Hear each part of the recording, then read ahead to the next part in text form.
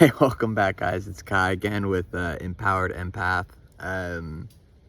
Hope everyone's having just a marvelous day. Today I really wanted to get into the anxious attachment style. And this video is going to be an honest, no BS, authentic way to move from an anxious attachment style to a secure attachment style. And I'm here to tell you two things.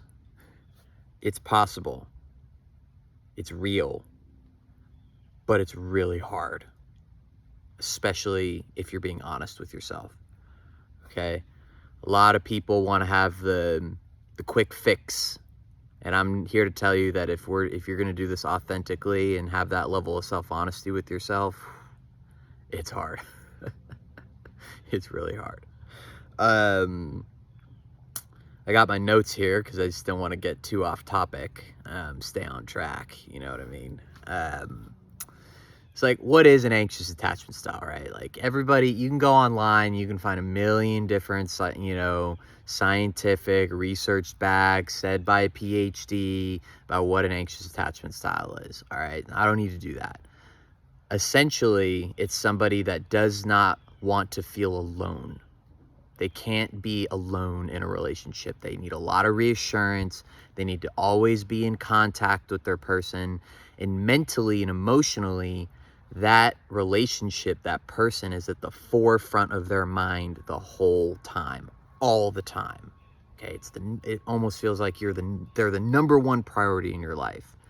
You might even know that that's unhealthy, but the problem, and this is what we're going to get into the video, is there's nothing you can do about it. You can't just rewire your brain, can you?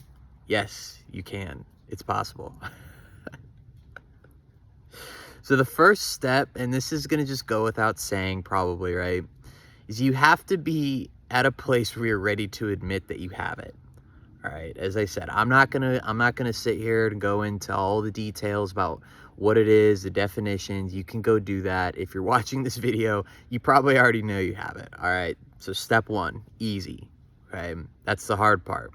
Requires a lot. This kind of stuff requires a lot of self-honesty. All right. And why is it unhealthy though? I'm here to tell you right now that it is okay to not have your relationship or your partner or someone you're thinking of be the number one priority in your life all the time. Just because you're not thinking of them all the time does not mean the relationship is not there. Okay. Also, like, something that's kind of probably one of the most important things is, the law of resonance. You are what you attract. You will attract what you have going on inside. It's like gravity. It's there. You can't see it, but it exists. Okay. It attracts the really, really negative people in your life. Sorry, I was getting a text message there.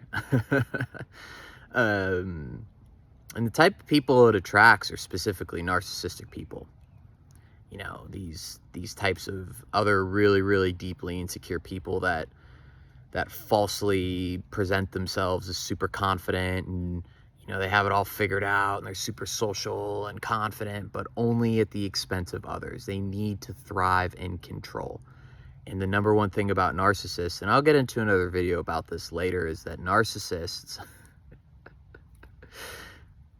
they almost view human beings as like a supply source. Like, if they don't get the amount of attention that they need from this person, they'll just discard them. They don't care about you. And that's not their fault.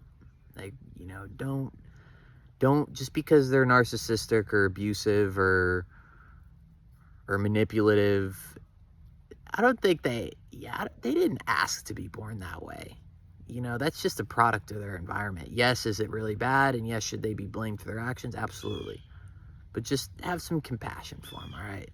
Anyways, this video is for people that don't want to stop attracting negative and toxic relationships in their life.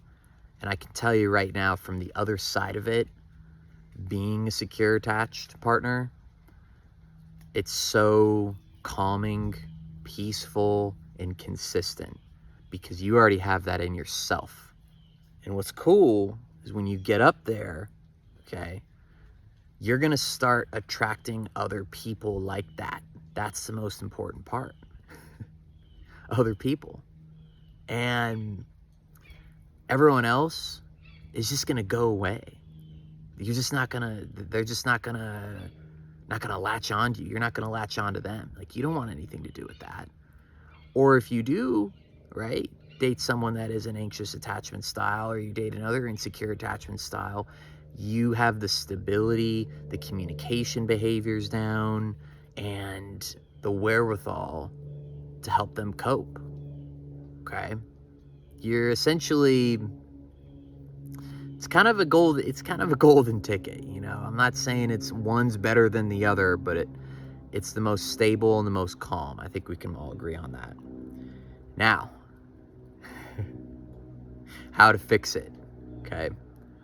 I approached mine, and this took me about, I'm not gonna lie to you, it took about 7 to 8 years of consistent spiritual work to get to this place. So if you're looking for a quick fix, like, this isn't the channel for you. I'm here to tell you the truth, and I'm here to be real with y'all, okay? Now, the first step, okay, is having an awareness of it. We already talked about that. Like, yes, and admit that to yourself. Like, in the AA programs and the NA programs, the first thing you admit, you know, at every meeting is, yes, I'm an alcoholic. Yes, I'm an addict. Okay. Yes, I'm an anxious attachment style. All right. The second step is you need to start identifying where that comes from in your life. Okay. Carl Jung had this. He invented this, I think it was Carl Jung. Yeah, I'm pretty sure it was Carl Jung. He invented this type of meditation strategy called shadow work. Okay, it's essentially like following the trail of whys. Okay, so here's an example right here.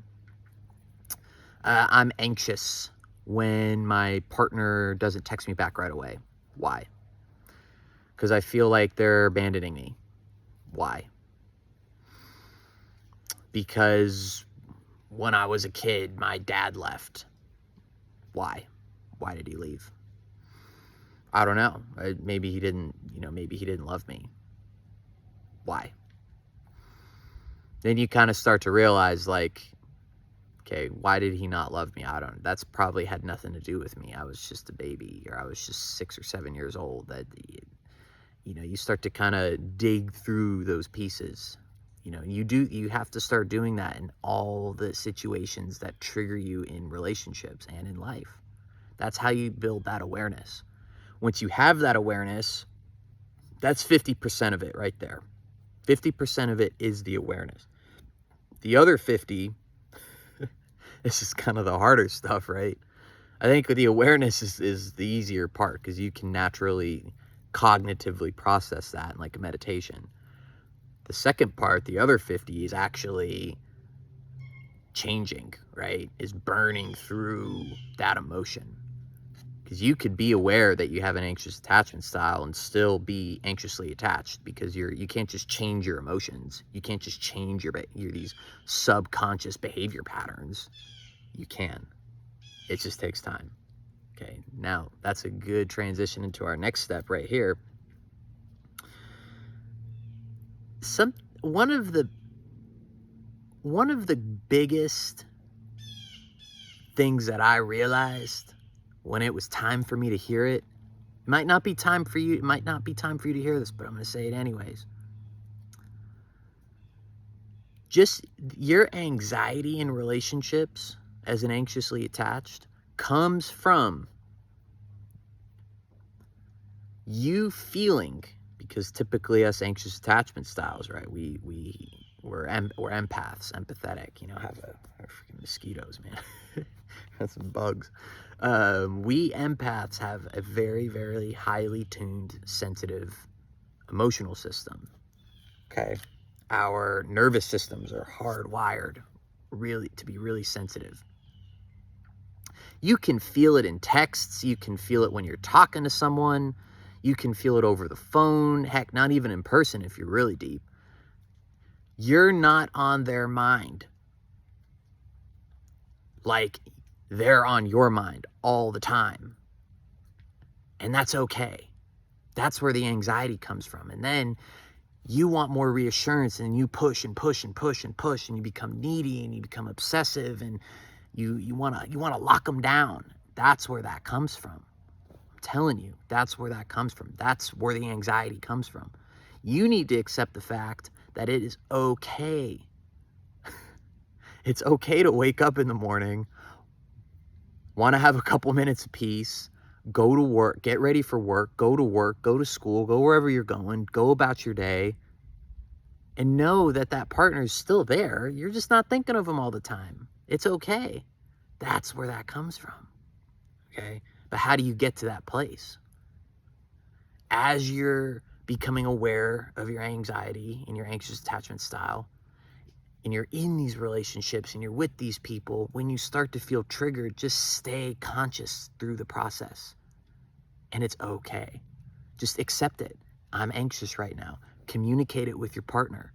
I'm anxious. If they don't, you'll find out real quick if they're a good person or not, or if they have the level of self-awareness you want them to have. If you can honestly say, hey, I'm feeling really anxious right now and I need some reassurance.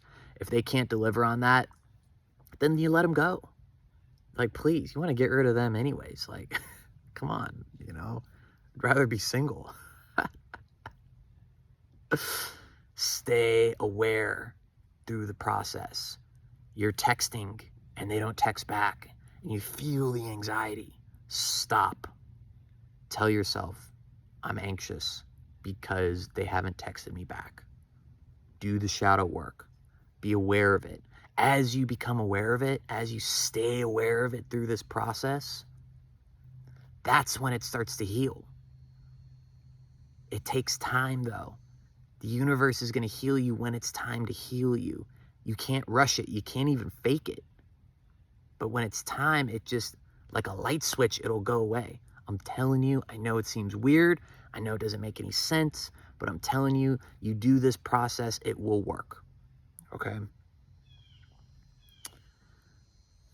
Maintain your awareness through the process. Okay? Accept the fact that it is okay to not be thinking of your partner all the time. Okay? So let's do a quick recap. All right? Admit that you have the anxious attachment style. Figure out where it comes from. Shadow work, awareness, journaling, therapy. Talk to somebody. Do something about it. 3, as your behavior patterns start to come up, don't always just act on them. Stop, pause, breath, give yourself a hug. It's okay. I'm telling you, it's okay. You are fine just the way you are. It is okay. And then act. Figure out. Realize, like, this is where my trigger. I'm triggered right now. I'm triggered right now. Reach out to your partner for reassurance. Put the phone down. Go meditate. But just stay present through that process. Just stay aware. Okay? When it's time to let that go, you will let it go. This takes a lot of work. I remember the last relationship I was in that really changed my life was with a narcissistic person. And I didn't really know it at the time. I was starting to kind of get little smells. The sniff test was starting to fail, you know what I mean? Figuratively, of course. And I remember I was sitting in my room and I'd just be crippled with anxiety the whole time because I just wanted more and more and more and more. And I knew it was wrong, but I couldn't even do anything about it. And so the only thing I knew to do was just to sit there and meditate through it. You don't even have to try to make it go away. Just let it be there. It's okay. And then one day it just snapped and it went away. This isn't going to happen overnight. This isn't going to happen in the next couple months. This is going to take time. But I'm telling you what's on the other end of that is amazing relationships, is inner stability, inner peace, compassion, empathy toward other people. You'll get to a place where you have that high level of self-esteem, that high level of independence. You don't need things from people. Okay, it's nice to rely on people for things and be emotionally there and have someone else be emotionally there. That's the point, but you don't need it. You can start to be your own source. Okay? Last thing. Start to learn to take care of your own needs. I'm going to do a whole video on that. Learn to take care of your own needs. Okay? I'm feeling anxious. I still get anxious sometimes. I'm not like perfect. I still get anxious, but it's minimal. And when it happens, I know how to take care of my own needs. So I don't need reassurance from someone or need to reach out to someone. I'm not saying that's not okay to do that. I'm not. But learn to prioritize your own needs. Take care of yourself first. What do you need to do? I can't answer that question for you. You're going to have to meditate. You're going to have to figure out what that is for you. If you need help talking through that, I'm here. Leave a comment, okay? It will change and it will get better. I promise you if you stick through it with this process. Awareness through the process is the way to fix it, okay? All right, guys, I'll talk to y'all soon. This has been great, okay? Again, leave me any comments that you have. Interested to hear what you guys have to say. Okay, bye.